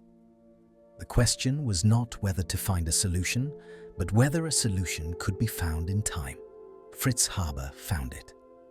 Working in Germany in the early 1900s, Haber developed a process to convert atmospheric nitrogen, the 78% of the air around us that plants cannot access, into ammonia, a form of nitrogen that plants can use. The chemistry was straightforward in theory. The engineering was nearly impossible in practice. It required enormous pressures and temperatures and catalysts that did not yet exist. Carl Bosch, an industrial chemist at BASF, took Haber's laboratory process and figured out how to do it at industrial scale. By 1913, the first Haber-Bosch plant was producing synthetic ammonia. The nitrogen crisis was solved. Or more accurately, the immediate nitrogen crisis was solved. What Haber and Bosch actually did was replace one form of dependence with another. Instead of depending on finite deposits of bird excrement accumulated over millennia, We now depend on fossil fuels consumed in enormous quantities every year. The Haber-Bosch process requires natural gas both as a source of hydrogen and as fuel for the extreme temperatures the reaction requires. Today, the process consumes 3 to 5% of global natural gas production. 1 to 2% of all energy used by humanity goes into making fertilizer. The factories never stop. The gas never stops flowing, and the nitrogen never stops being produced. 150 million tons per year, 12 times the peak annual guano extraction, every single year. This is what feeds us. This is the invisible foundation beneath every meal. When you eat bread, the wheat that made it grew using nitrogen from a factory. When you eat chicken, the feed that raised it was grown using nitrogen from a factory. When you eat vegetables, nitrogen from a factory. The estimate that 50% of the nitrogen atoms in the average human body come from industrial production, rather than natural processes, is not a metaphor. It is biochemistry. We are literally made of synthetic fertilizer. The numbers that describe this system are staggering. The modern fertilizer industry generates $225 billion in annual revenue. Synthetic nitrogen production totals 150 million tons per year. The Haber-Bosch process consumes 3 to 5% of global natural gas production. Nitrogen runoff from agricultural fields creates ocean dead zones covering 245,000 square kilometers worldwide, an area larger than the United Kingdom. The largest dead zone in the Gulf of Mexico spans 22,000 square kilometers every summer, a region where oxygen levels drop so low that fish and shrimp cannot survive. Global food production requires 110 million tons of synthetic nitrogen annually. Without it, agricultural output would fall by approximately 40%. At current population levels, that means roughly 3.5 billion people would face starvation. The empire built on bird shit was just the beginning. This is the thing nobody talks about when they discuss food security or climate change or the future of civilization. We are completely dependent on an industrial process that requires enormous amounts of fossil fuel that generates significant carbon emissions, and that is fundamentally unsustainable on a planet trying to decarbonize. The nitrogen runoff is also an environmental catastrophe in its own right. When excess fertilizer washes off fields and into rivers, and eventually into oceans, it triggers algal blooms. The algae die and decompose. The decomposition consumes oxygen. The oxygen levels drop. Everything that needs oxygen to survive dies or flees. These are the dead zones. They are growing, they are spreading, and they are a direct consequence of the system we built to replace guano. We solved the guano crisis by creating new crises. We always do. The nitrogen cycle that had been stable for millions of years has been fundamentally altered by human activity. We now fix more nitrogen from the atmosphere industrially than all natural processes combined. Bacteria, lightning, volcanic activity, all the natural mechanisms that convert atmospheric nitrogen into biologically available forms together, they fix less nitrogen than our factories do. We have doubled the amount of reactive nitrogen circulating in the biosphere. This has consequences beyond dead zones. Nitrous oxide. A byproduct of nitrogen fertilizer use is a potent greenhouse gas, nearly 300 times more effective at trapping heat than carbon dioxide. Agricultural emissions of nitrous oxide are growing. The fertilizer that feeds us is also warming the planet that grows our food. The search for alternatives has been underway for decades. The dream is biological nitrogen fixation, the ability to engineer crops that can fix their own nitrogen the way legumes do. Peas and beans and soybeans have symbiotic relationships with bacteria that convert atmospheric nitrogen into usable forms. These crops do not need nitrogen fertilizer. The question is whether we can extend this ability to other crops, to wheat and corn and rice, the staples that feed most of humanity. Research continues. Progress is slow. The biochemistry is complicated. The genetics are difficult. Nobody knows when or if the breakthrough will come. In the meantime, we remain dependent on the Haber-Bosch process, on natural gas, and on a system that is both absolutely essential and fundamentally problematic. This is the legacy of guano. Not just the historical irony that bird excrement funded empires and caused wars. The deeper legacy is that guano revealed something permanent about human civilization. We need nitrogen. We cannot grow food without it. Natural sources are insufficient for our current population. We will always need some mechanism for fixing nitrogen in quantities that nature does not provide.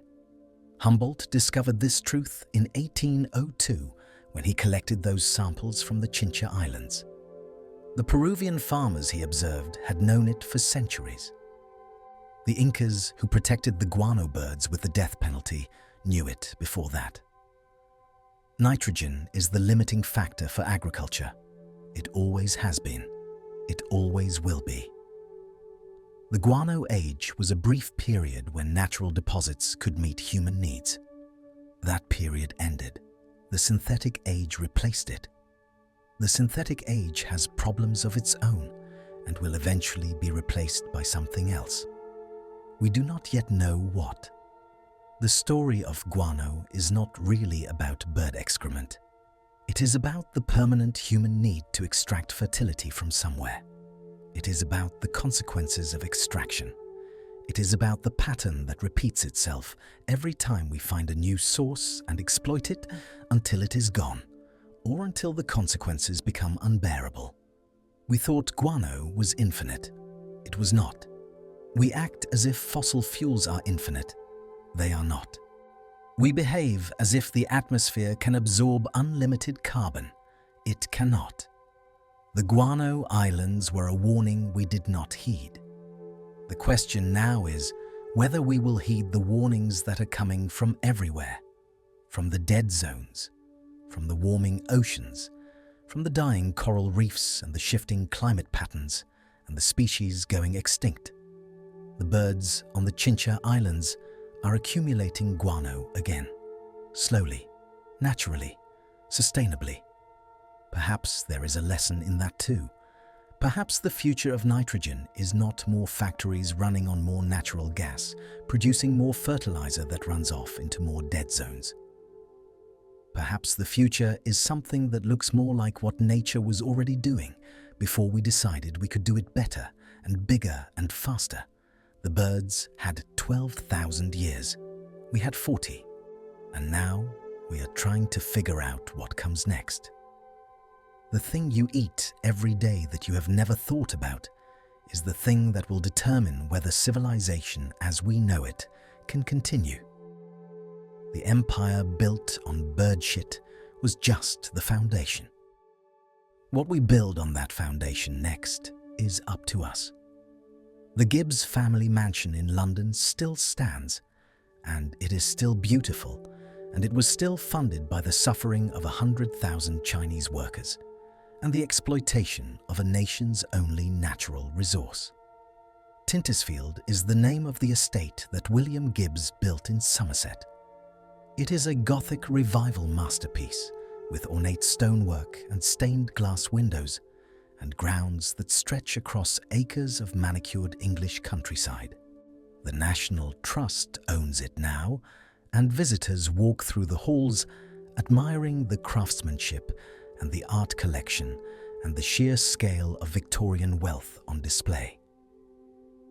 The information plaques mention that the Gibbs fortune came from trade with South America. They do not mention the men who died in the holds of coolie ships. They do not mention the 12,000 workers buried in mass graves on the Chincha Islands. They do not mention the suicides or the beatings or the conditions so terrible that men chose to drown themselves rather than lift one more shovel of bird excrement. The Gibbs family gave generously to charity. They funded schools in Bristol and donated to Oxford and supported churches throughout the West Country. Their name is carved into the foundations of institutions that still operate today. And almost nobody knows where the money came from because the family histories focus on the philanthropy and the social connections and the beautiful architecture, while the guano trade fades into a footnote if it appears at all. This pattern repeats throughout history with a consistency that should disturb us. The rubber barons of the Congo built mansions in Brussels, while their agents cut off hands in the jungle. The sugar plantation owners endowed universities while their workers died in the cane fields. The cotton merchants of Liverpool funded art museums, while American slaves picked the raw material that made them rich. Fortunes are extracted from suffering and then laundered through philanthropy, and then the suffering is forgotten while the philanthropy is remembered. We walk through beautiful buildings and admire beautiful art, and we do not ask what paid for any of it. Perhaps we do not want to know. But we should ask ourselves whether we are any different today, because the commodities we consume follow chains that look remarkably similar. The cobalt in your phone battery comes from mines in the Congo, where children work in conditions that would have been familiar to the coolies on the Chincha Islands. The lithium in your electric car comes from salt flats in South America, where extraction depletes water tables that indigenous communities depend on. The rare earth elements in your computer come from processing facilities in China, where the environmental contamination poisons surrounding villages. The cheap clothing you wear comes from factories where workers earn wages that cannot support basic human dignity. We know this. Studies document it. Journalists report on it. And we keep buying because the products are useful and the prices are low and the suffering is far enough away that we can pretend it is not connected to us. Every time you eat, you are participating in a system that began with ships full of accumulated bird excrement and continues with factories consuming enough natural gas to power small countries. This is not an exaggeration. This is chemistry. The nitrogen in the protein in your body came from somewhere. Before 1913, almost all of it came from guano, or from the slow natural processes of nitrogen fixation in soil. After 1913, an increasing proportion came from the Haber-Bosch process. Today, roughly half of the nitrogen in every human body on Earth traces back to synthetic ammonia production. You are literally made of industrial output. The factories that produce this nitrogen consume between 1 and 2% of all the energy humanity uses. They emit carbon dioxide at a rate that contributes meaningfully to climate change. The nitrogen they produce washes off fields and into waterways, where it creates dead zones in the ocean. The Gulf of Mexico has a dead zone the size of New Jersey every summer because nitrogen from Midwestern farms flows down the Mississippi and feeds algae blooms that consume all the oxygen and suffocate everything that cannot swim away. This is the cost of feeding 8 billion people. And here is the moral complexity that makes this story so difficult. We cannot feed the current global population without synthetic nitrogen. This is not speculation. This is arithmetic. Natural nitrogen fixation produces enough to support perhaps 3 or 4 billion people. We have 8 billion. Half of humanity is alive because of industrial ammonia production. Every proposal to eliminate synthetic fertilizers is a proposal to decide which 4 billion people should starve. So what do? We cannot go back to guano because it is gone and was never sustainable anyway. We cannot abandon Haber-Bosch Because mass starvation is not an acceptable outcome. We cannot pretend that our current system is fine because the environmental consequences are accumulating and the energy requirements are enormous, and the whole arrangement depends on continued access to natural gas, which is itself a finite resource. There are no good options. There are only trade-offs and choices and consequences that we have to acknowledge honestly.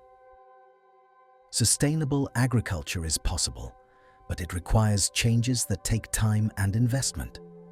We need to improve nitrogen efficiency so that more of what we apply actually reaches plant roots instead of running off into waterways. We need to develop crops that can fix their own nitrogen the way legumes do, which researchers are working on, but which remains decades from practical deployment. We need to reduce food waste, which currently claims roughly a third of all production. We need to shift diets away from meat, which is essentially a very inefficient way to convert plant nitrogen into human nutrition. And we need to continue the demographic transition that is already reducing population growth rates in most of the world. As none of this is simple, none of this is fast. All of it requires acknowledging that the systems we depend on are fragile and finite and borrowed from the future. That is the lesson of guano. Nature's systems are finite. The accumulated wealth of 12,000 years of seabird excrement was extracted in 40 years because the need was immediate and the profits were enormous, and nobody wanted to think about what would happen when it ran out. And when it ran out, we invented a technological solution that created new problems we are still dealing with today. That is the lesson of Haber-Bosch. Our solutions create new problems. We solved the nitrogen crisis with synthetic ammonia, and in doing so, we created climate impacts and water pollution and energy dependency that will shape the world our grandchildren inherit. We borrowed from one future to solve the present, and now we are borrowing from another future to solve the problems we created. And that is the human lesson. We are always borrowing from the future. We always have been. Every civilization that extracted more than it replaced eventually collapsed or transformed into something else. The difference is that now we operate at a global scale with technologies powerful enough to alter the composition of the atmosphere and the chemistry of the oceans. The stakes are higher because our reach is longer. I want to end where we began, on the coast of Peru. The Chincha Islands are still there, though they are not white mountains anymore. The guano was extracted down to bare rock in many places, and what remains is protected now. The birds still circle. The cormorants and pelicans and boobies still eat fish from the Humboldt Current and still excrete on the islands. The guano is slowly accumulating again at maybe a centimeter per year. In 1,000 years, there might be 10 meters. In 10,000 years, the islands might look something like they did when Humboldt first saw them. That is the timescale of natural processes. That is how long it takes to build the kind of wealth we extracted in a few decades. And that is why this story matters. Because the empire built on bird excrement is not history. It is the foundation we are standing on. Every meal you eat is connected to Alexander von Humboldt tasting ancient bird droppings on the Peruvian coast in 1802. Every breath you exhale contains nitrogen that may have come from a factory burning natural gas in Louisiana or China or the Middle East. The story of guano is the story of modernity itself. Extraction followed by exploitation, followed by innovation, followed by consequence. We solved the guano crisis with synthetic nitrogen, and we have not solved the problems that synthetic nitrogen created. The next chapter of this story is being written right now in the choices we make about climate and agriculture and sustainability, and how we balance present needs against future costs. What we do matters, because what they did still shapes our world.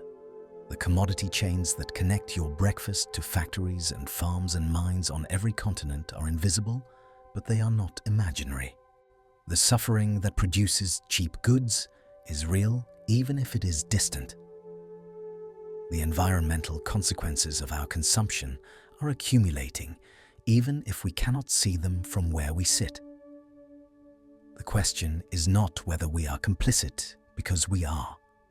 The question is what we do with that knowledge.